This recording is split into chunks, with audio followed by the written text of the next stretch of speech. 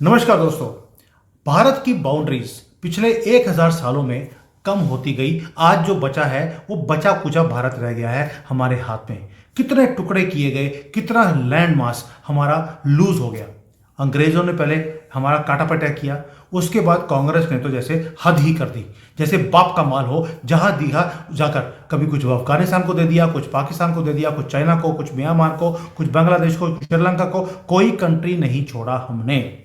मोदी जी ने बोल दिया कि मैं अखंड भारत बनाऊंगा और बनाकर ही छोड़ूंगा, और इस साल से हमारी मुहिम शुरू हो गई है अखंड भारत की नींव रखने की। आपने देखा होगा कि हमारा जो मिजोरम का सीएम था, वो रात को या दिन को वो बॉर्डर क्रॉस किया है, म्यांमार में चला गया, उनको बोल दिया आप हमारे साथ मर्ज कर जाओ। यानी कि म्यांमार को हमने लेने की मुहिम शुरू कर दी है।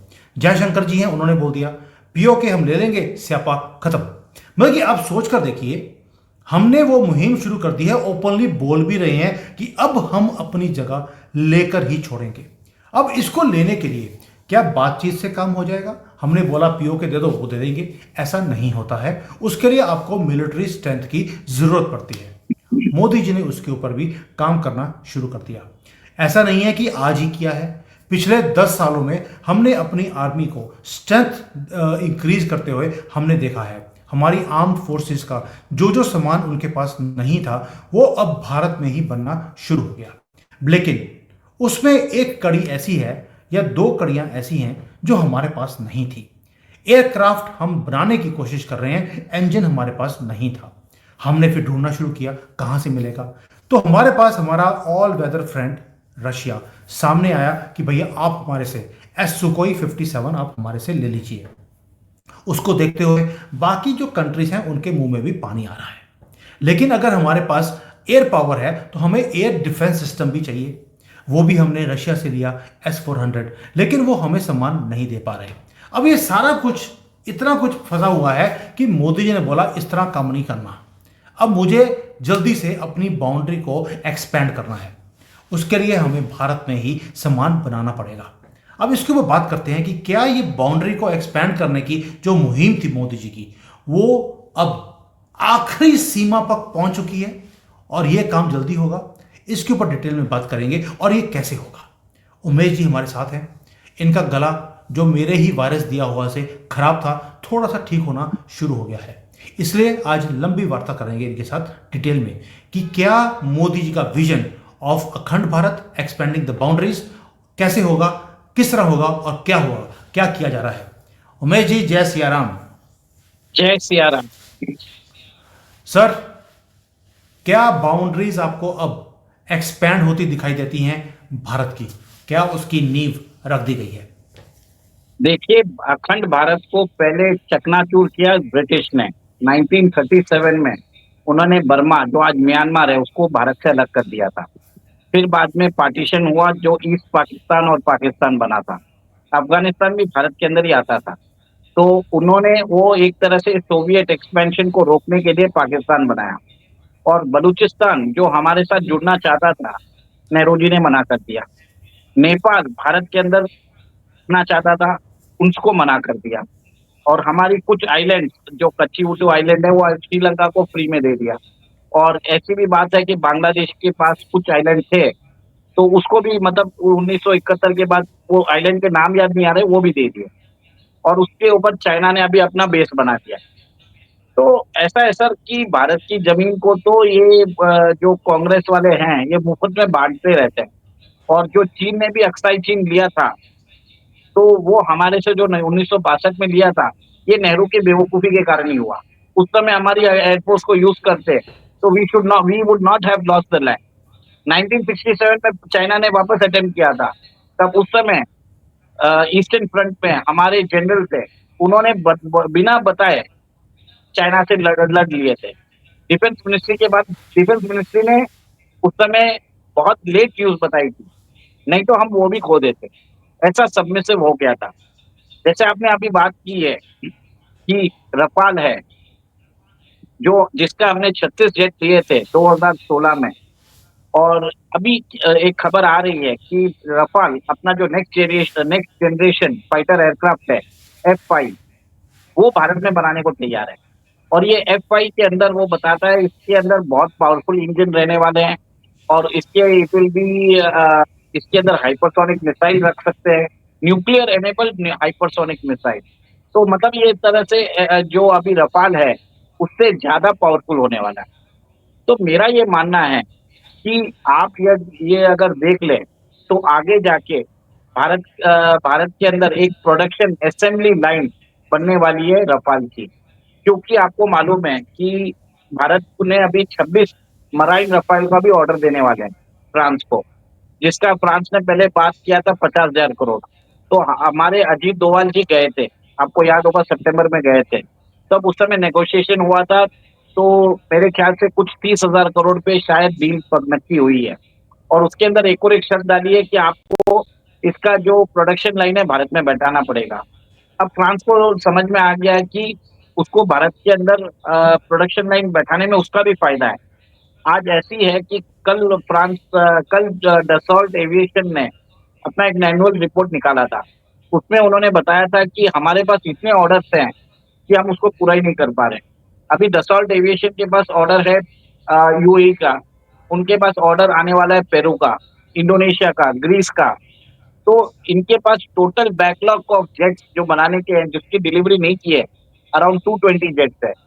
और भारत के एडिशनल 26 जेट्स आ गए और उसके बाद रफाल के भी अगर हम फर्दर ऑर्डर देते हैं एमआरसीए डील में, तो उनको लग गया कि कहीं ना कहीं उनको भारत में अंदर प्रोडक्शन लाइन बैठाने की जरूरत है।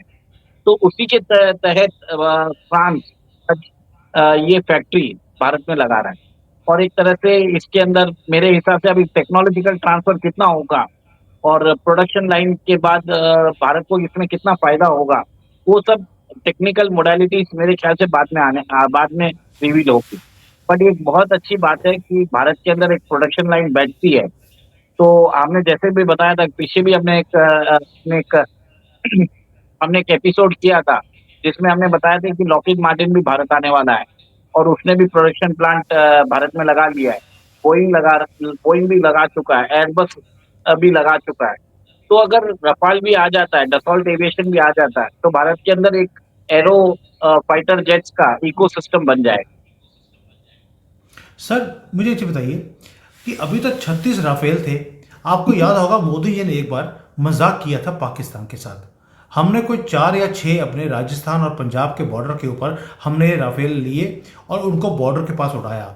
जैसे ही ये राफेल उड़ा, पूरे पाकिस्तान में उन्होंने ब्लैकआउट कर दिया था कि राफेल आ गया है।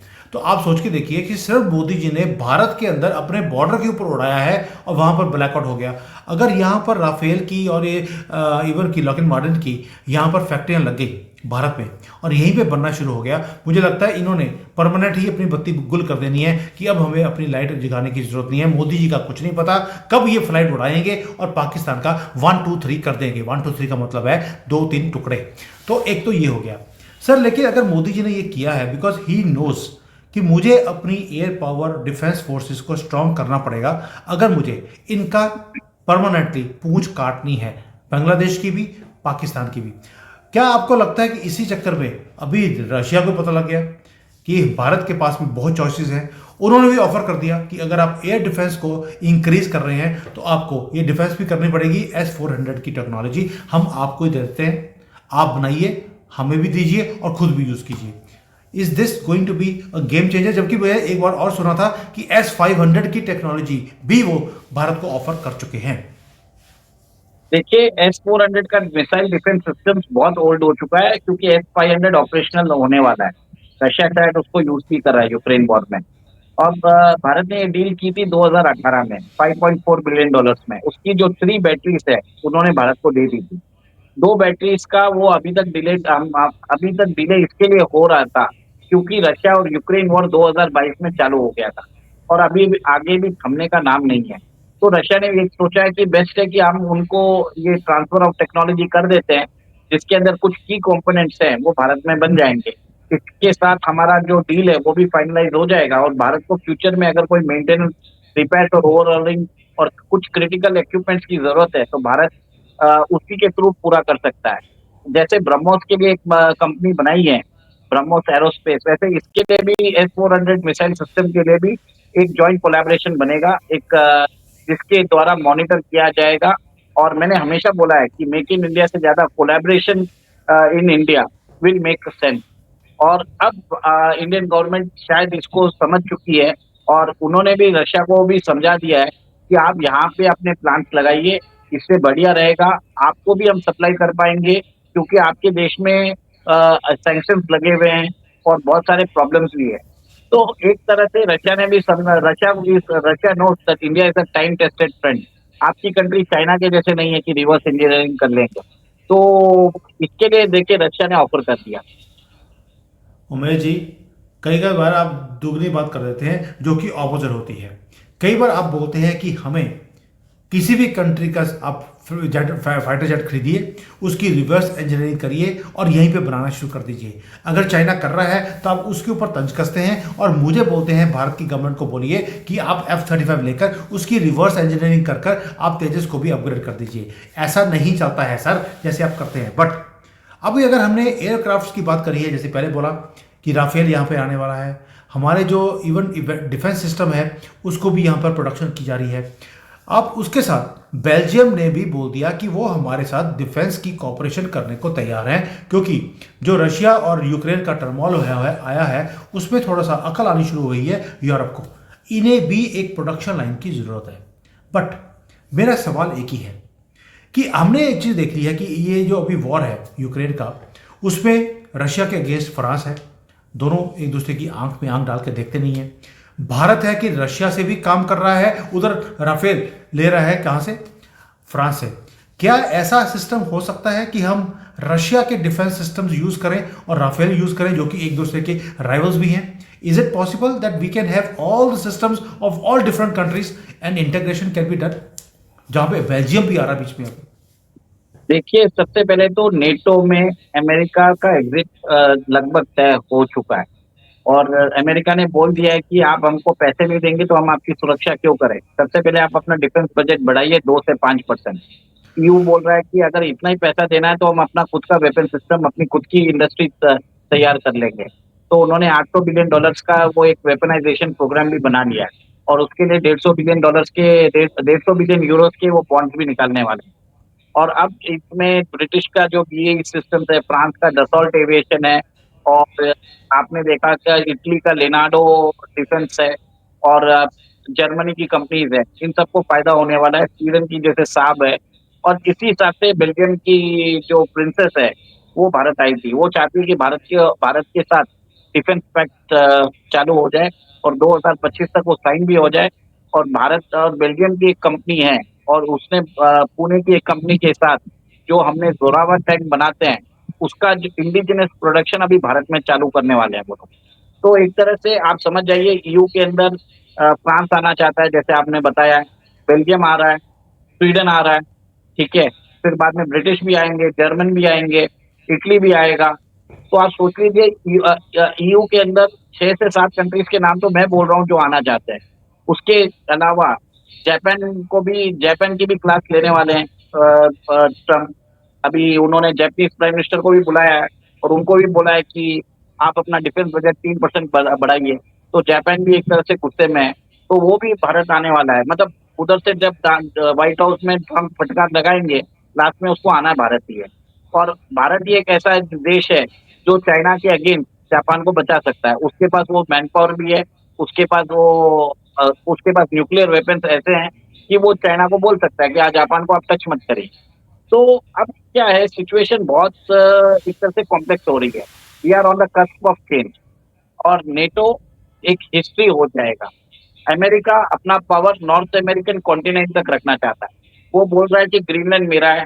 अमेरिका और कनाडा को हमने बोल ही दिया कि उधर रेफरेंडम करा के वो कनाडा को अपना 50th स्टेट बना ही देगा। उसके बाद हमने आपके शो में ही बताया कि मेक्सिको 52nd स्टेट बन जाएगा। पनामा कैनाल तो ले चुका है। ग्रीनलैंड को तो ओपनली बोल दिया है, बाय हुक और crook we are going to take you, don't worry, you don't need to be worry of that. Okay, तो जैसे हमने पहले बोला था वो हो रहा है अभी। और मेरा ये मानना है कि ईयू की सारी कंट्रीज भारत आ रही है, इसराइल वाले भारत आ रहे हैं। आपने देखा है कि वो फ्री ट्रेड एग्रीमेंट की बात कर रहे हैं। कतर का अमीर आ चुका है, वो बोला $10 बिलियन आपको आपके यहाँ पे हम इन्वेस्ट करेंगे। तो मेरा ये लगता है we are spoiled of choices, ठीक है? और आज भारत के, और आपने देखा है कि अमेरिकन राष्ट्रपति ने भारत को टैरिफ अब्यूजर बोला है बार बार, और फिर वो भारत के मोदी जी से गले भी मिलते हैं। तो एक तरह से मैं समझता हूँ कि अमेरिका भारत के साथ कोऑपरेशन भी चाहता है, कॉन्फ्रंटेशन भी कर रहा है, कोलैबोरेशन भी कर रहा है। क्योंकि मेक इन इंडिया हमने बोला, उन्होंने बोला मेक इन अमेरिका कर रहा हूँ। भारत अपनी शिप बिल्डिंग इंडस्ट्री बढ़ाना चाहता है, तो अमेरिका भी बोला कि मैं अपना शिप बिल्डिंग इंडस्ट्री बढ़ाना चाहता हूँ। हम सेमीकंडक्टर्स के लिए पीएलआई स्कीम देखते हैं, तो उन्होंने चिप्स एक्ट निकाल दिया कोई सेमीकंडक्टर को बुलाने के लिए। तो एक तरह से अमेरिका सोचता है कि भारत हमसे आगे बढ़ रहा है और भारत के पास स्ट्रेटेजिक ऑटोनॉमी है। अब वो भारत के साथ जुड़ना भी चाहता है, कोलैबोरेशन भी करना चाहता है, कन्फ्रंटेशन भी करना चाहता है।